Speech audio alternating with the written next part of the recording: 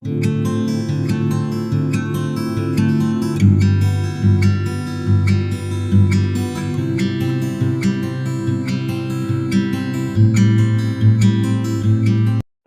बार फिर से आप सभी का स्वागत है। हम अध्ययन कर रहे हैं भजन संहिता की पुस्तक का और अब समय है कि हम उसके 18वें अध्याय से अपने अध्ययन को आगे शुरू करें।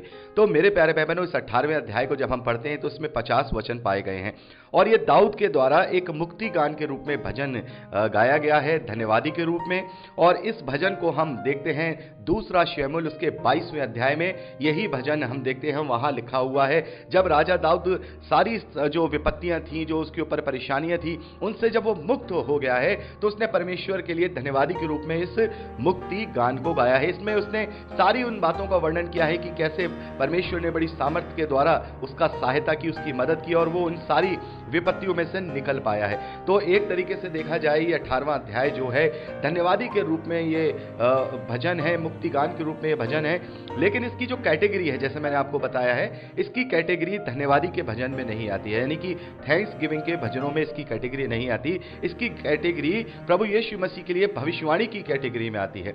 और इसको इसलिए रखा गया है क्योंकि कुछ एक अध्याय हमें अलग से पता रहे जिसमें प्रभु यीशु मसीह के लिए इंडिकेशंस में या साफ तौर पे भविष्यवाणियां राजा दाऊद के द्वारा की गई हैं भजनों में, ताकि हमें ये पता लग पाए कि हाँ, ये अध्याय वो हैं जिसमें से हम प्रभु यीशु मसीह की भविष्यवाणियों को देख सकते हैं जो राजा दाऊद के द्वारा की गई हैं भजनों में। तो इसीलिए इस 18वें अध्याय को जो भविष्यवाणियों की कैटेगरी है भजन की, उसमें रखा गया है, ना कि इसे धन्यवादी के भजन या फिर हम कहें सॉन्ग्स ऑफ थैंक्स गिविंग की कैटेगरी में नहीं रखा गया। लेकिन फिर भी हम इसको जो है गा सकते हैं। एक्चुअली थैंक्स गिविंग की कैटेगरी में ना रखने का एक कारण और भी है कि राजा दाऊद ने अपने जीवन की घटनाओं का वर्णन इसमें ज्यादा किया है कि कैसे परमेश्वर ने उसके जीवन में सारी सहायता की, मदद की।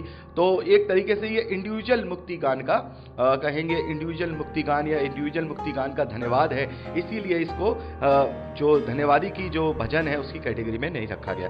तो यहां तो हमने कैटेगरी की बात कर ली। अब यहां पर हम 18वें अध्याय के विषय में थोड़ा सा हम जान लें कि इसमें कैसे कैसे कहां क्या क्या चीज है। तो यहां पहले वचन से लेके तीसरे वचन तक हम इसे पहले भाग के रूप में देखते हैं, जिसमें इस भजन को एक प्रस्तावना के रूप में दाऊद ने गाया है, जिसमें परमेश्वर की महिमा की है। और उसके बाद हम इसका दूसरा पार्ट देखते हैं, चौथे वचन से लेकर के 19वें वचन तक। इसमें हम देखते हैं कि कैसे जब दाऊद अपनी परेशानियों में था और परमेश्वर से उसने दुहाई दी और फिर परमेश्वर ने कैसे अद्भुत रीति से उसकी सहायता करी, उसकी मदद की और अपना हाथ बढ़ा करके उसको थाम लिया। हम ये चौथे वचन से लेकर के 19वें वचन तक देखते हैं, जो कि इस 18वें अध्याय का दूसरा भाग है। तीसरे भाग में हम देखते हैं जो कि 20वें वचन से लेकर 28वें वचन तक आता है, जिसमें दाऊद ने इस बात की चर्चा की है कि परमेश्वर ने क्यों उसकी सहायता की। क्योंकि यहां पर लिखा है कि यहोवा ने मुझसे मेरे धर्म के अनुसार व्यवहार किया, यानी कि यहां पर लोगों को यह मैसेज दिया जा रहा है मुक्ति गान के थ्रू कि परमेश्वर ने मेरा इसलिए साथ दिया क्योंकि मैं धर्मी था और परमेश्वर के रास्ते पर चला। यह हम तीसरा यहां पर भाग देखते हैं 20वें वचन से लेकर 28वें वचन तक। 29वें वचन से लेकर के 42वें वचन तक जो उसने सैनिक कार्रवाई की है, सेना के साथ जो उसकी सेना प्रबल हुई है दूसरे लोगों पर, उसका वर्णन यहां पर उसने किया है कि कैसे परमेश्वर की सहायता से वो सेना पर धावा करता था, कैसे उसकी मदद के द्वारा वो लोगों पर प्रबल हुआ और शत्रुओं को उसने हराया। और पांचवा यहां हम भाग देखते हैं जो आखिरी भाग है 46वें वचन से लेकर के 50वें वचन तक। ये इसमें अंतिम 5 वचनों में परमेश्वर की स्तुति और महिमा के भजन दाऊद के द्वारा गाए गए हैं। तो एक तरीके से देखा जाए 18वां अध्याय पूरी रीति से दाऊद ने अपने इंडिविजुअल जो उसके कहेंगे उसके जो एक्सपीरियंस थे उनको फील करते हुए एक मुक्ति गान के रूप में लिखा है। और एक हम इसको कांग्रीगेशन के गीत में भी ले सकते हैं, उस समय लोग गाया करते होंगे, लेकिन मसीह विश्वासियों के लिए ये खास इसलिए बनता है क्योंकि इसमें अंत के दिनों में होने वाले परमेश्वर के क्रोध की एक झलक दिखाई गई है। जैसे मैंने आपको बताया कि ये भविष्यवाणी के कैटेगरी में इसको रखा गया है। तो मेरे प्यारे भाई बहनों, अभी हम केवल उस भविष्यवाणी के विषय में बात करेंगे जो भविष्यवाणी अंत के दिनों में या प्रभु यीशु मसीह के लिए जो हैं, जो राजा दाऊद ने इस भजन में कही हैं, जो इंडिकेशन के रूप में दिखाई देती हैं, उसका हम अध्ययन करेंगे। और फिर अगली रिकॉर्डिंग में या फिर परसों हम 18वें अध्याय का शुरुआत से पहले वचन से लेकर लास्ट 50वें वचन तक एक एक वचन का अध्ययन कंप्लीट करेंगे। तो यहां पहले हम 7वें वचन से लेकर के 11वें वचन तक का अध्ययन देखें, जहां पर भविष्यवाणी के रूप में हम कुछ वचनों को पाते हैं। यहां लिखा है जब दाऊद ने परमेश्वर से सहायता मांगी, उसको दुहाई दी, तब यहां लिखा है तब पृथ्वी हिल गई और कांप उठी और पहाड़ों की नींव कांपित होकर हिल गई, क्योंकि वह अति क्रोधित हुआ था। उसके नथनों से धुआं निकला और उसके मुंह से आग निकलकर भस्म करने लगी, जिससे कोयले दहक उठे। वह स्वर्ग के नीचे झुककर उतर आया और उसके पांव तले घोर अंधकार था। तो मेरे प्यारे भाई बहनों, यहाँ 7वें और 8वें वचन में हम देखते हैं कि परमेश्वर बहुत ही क्रोध के साथ अंतिम दिनों में आएगा। यह परमेश्वर का वो स्वरूप है, यह परमेश्वर का वो दर्शन है जब परमेश्वर इस धरती पर आएगा। और परमेश्वर कब आएगा?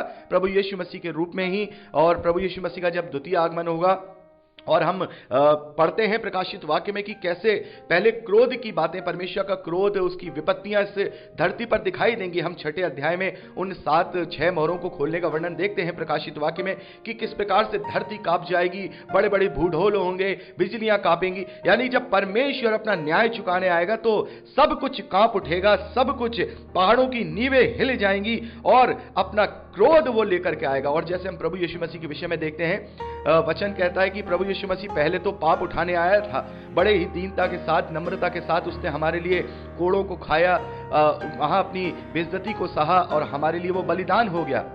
नम्रता और दीनता के साथ एक निष्कलंक मेमने के समान उसने सब की सही, अपने लोगों ने उसे कोड़े मारे, थूका, उसकी सारी बेइज्जती, इंसल्ट की, सब कुछ उसने सहा। लेकिन इस बार वो आएगा तो वो नम्रता और दीनता के साथ नहीं आएगा। इस बार वो बिना पाप उठाए दिखाई देगा। वो इस बार एक ऐसी वचन की चोखी तलवार बनकर आएगा जो उसके मुंह से निकलती है, और वो जो शैतान के साथ चलने वाले लोग हैं उन्हें भस्म कर देगी, उन्हें नाश कर देगी। अब वो क्रोधित, हम देखते हैं ना प्रकाशित वाक्य में प्रभु यीशु मसीह का महिमा वाला जो चरित्र है, जो उनका जो चित्रण है, वो यूहन्ना को कैसा दिखाया गया है? हमने देखा ना पहले अध्याय में, आंख उसकी ज्वाला की सी आंखें हैं, श्वेत जैसे उसके पाले जैसे बाल हैं। हम क्या देख रहे हैं? कितना उसका अलग ही स्वरूप दिखाया गया है। अभी जो प्रभु यीशु मसीह थे इस धरती पर, पहले आगमन में आए थे, वो नम्र दीन होकर के आए थे, लोगों को इस तरीके से बता रहे थे, लोगों के लिए कुर्बान होने आए थे, लोगों के लिए बलिदान होने आए थे। जो तुच्छ से सैनिकों ने भी उन्हें पकड़ लिया, तुच्छ से लोगों ने उन्हें क्रूस पर चढ़ा दिया, बल्कि उनकी हैसियत थी कि वो प्रभु को चढ़ाते, वो खुद चढ़ गया था। लेकिन इस बार वो दंड देने आएगा, वो प्रतिफल देने आएगा। प्रभु कहते हैं प्रकाशित वाक्य 22वें अध्याय में कि देख, शीघ्र मैं आने वाला हूं और हर एक के कामों के अनुसार प्रतिफल मेरे पास है। तो यहां पर हम देखते हैं कि ये जो 7वां और 8वां वचन है, ये प्रभु यीशु मसीह के उसी आगमन को, जो क्रोध का आगमन है, जब होगा तो उसका क्रोध इस धरती पर जो है डाला जाएगा। 9वां, 10वां और 11वां वचन प्रभु यीशु मसीह के देहधारी होने के भविष्यवाणी को इंडिकेट करता है, इंडिकेशन के साथ। वह स्वर्ग से नीचे झुककर उतर आया, उसके पांवों तले घोर अंधेरा था। वह करूब पर सवार होकर उड़ा, वरन पवन के पंखों की सवारी करके वेग से उड़ा। तो मेरे प्यारे भाई बहनों, हम यहां क्या देखते हैं? प्रभु यीशु मसीह स्वर्ग से नीचे उतर आया और उसके पांव तले घोर अंधकार था। पांव तले यानी कि इस धरती को हम उसके पांव तले की जो हम बात करेंगे, पांव तले का होने का मतलब धरती है। धरती पर क्या था? घोर अंधकार था। और प्रभु यीशु मसीह क्या है? प्रभु यीशु मसीह जगत की ज्योति है। प्रभु ने कहा जगत की ज्योति मैं हूं, जीवन की ज्योति मैं हूं, मैं वो रोशनी हूं जिससे तुम रोशन हो जाओगे। तो इस धरती पर क्या था? अंधकार ही अंधकार था। शैतान के और उसके दुष्टता की सेनाओं की यहां पर राज्य था, पूरा अंधकार उन्होंने फैला रखा था। तब वो रोशनी स्वयं, वो ज्योति स्वयं इस धरती पर नीचे आई और उस अंधकार को उसने चीर डाला, उसने अंधकार को चीर डाला और वह करूब पर सवार होकर उड़ा। हम देखते हैं प्रभु यीशु मसीह का जब पुनरुत्थान हुआ तो 40 दिन के बाद अपने चेलों के देखते देखते वो बादलों पर सवार होकर बादलों पे उठा लिया गया और वो स्वर्ग, उसका स्वर्ग आरोहण हो गया। तो यहां पर हम देखते हैं कि प्रभु यीशु मसीह के प्रथम आगमन, प्रभु यीशु मसीह के द्वितीय आगमन और उसके पुनरुत्थान के बाद बादलों में उठाए जाने का यहां पर एक हम इस भजन में देखते हैं कि परमेश्वर जब उतरता है तो बड़े क्रोध के साथ उतरता है। भले ही यहां पर जो दाऊद हैं उन्होंने इस बात को अपने विषय में बात कही है कि भाई मैंने जब दुहाई दी तो परमेश्वर उतर आया और उसने सारी चीजें की, लेकिन ये एक नमूना था। ये नमूना था कि जब परमेश्वर का जो अभिषिक्त दाऊद है जब उसे बुलाता है तो परमेश्वर ने उसकी सुनी, उसकी दुहाई सुनी और उसका साथ दिया। लेकिन ये एक नमूना है कि जब उस वक्त मेरे प्यारे बहनों, जब उस वक्त जो मसीह विरोधी है, जब वो अपने लोगों के मसीह विश्वासियों के साथ या उस वक्त जो धर्मी लोग होंगे उनके साथ जब वो गलत और अन्याय कर रहा होगा, वो वध कर रहे होंगे, तब वो दुहाई सुनेगा और तब बड़े बड़े प्रकोप हम प्रकाशित वाक्य में पढ़ते हैं। और जो तुरहियों के फूके जाने का वर्णन हम देखते हैं कि परमेश्वर के कितनी बड़ी विपत्तियां परमेश्वर मनुष्यों पर डालता है, उस एंटी क्राइस्ट के शासन पर, उसके राज्य पर डालता है और अंत में अपने लोगों को अपने साथ उठा ले जाता है और प्रभु यीशु मसीह उन्हीं के साथ वापस स्वर्गीय सेना के रूप में लौटता है और सब बैरियों को उनके अंजाम तक पहुंचाता है। तो ये 7वें वचन से लेकर 10वें वचन तक हम देखते हैं, ये पूरा वही वर्णन है जो परमेश्वर अंत के दिनों में करेगा। और कुछ बातें परमेश्वर ने यीशु मसीह के रूप में कर दी और अभी उसका क्रोध इस धरती पर बाकी है। और अभी तो कुछ छोटे मोटे क्रोध से ही ये पूरी धरती हिल चुकी है। उसने अभी जो विपत्ति डाली है उससे ही मानव जाति का पूरा इतिहास हिल गया है। अभी तो बहुत बड़ी बड़ी विपत्तियां परमेश्वर अपने क्रोध के आगे डालने वाला है। लेकिन हम परमेश्वर का कोटि कोटि धन्यवाद करते हैं कि हम मसीही विश्वासी उस क्रोध से बचेंगे। भले ही हमारे रैप्चर होने से पहले वो क्रोध आए, चाहे वो बाद में आए, पहले होंगे तब भी हम परमेश्वर के क्रोध से बचे रहेंगे क्योंकि वो अपने लोगों को बचाता है।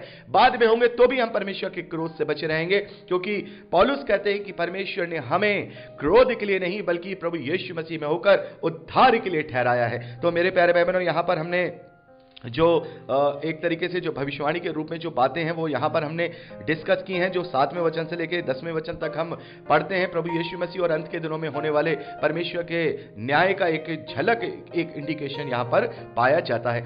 तो मेरे प्यारे भाई बहनों, अब समय है कि हम 18वें अध्याय को पूरा एक एक वचन से पूरा अध्ययन करें। और मैं चाहूंगा कि अब हम ये परसों करें क्योंकि मैं चाहूंगा कि 18वें अध्याय को हम पूरी रीति से इसका अध्ययन करें। 50 वचन है इसमें और हो सकता है ये 2 रिकॉर्डिंग भी इसमें हो जाए, तो मैं नहीं चाहूंगा कि इसमें कोई अधूरा रह जाए।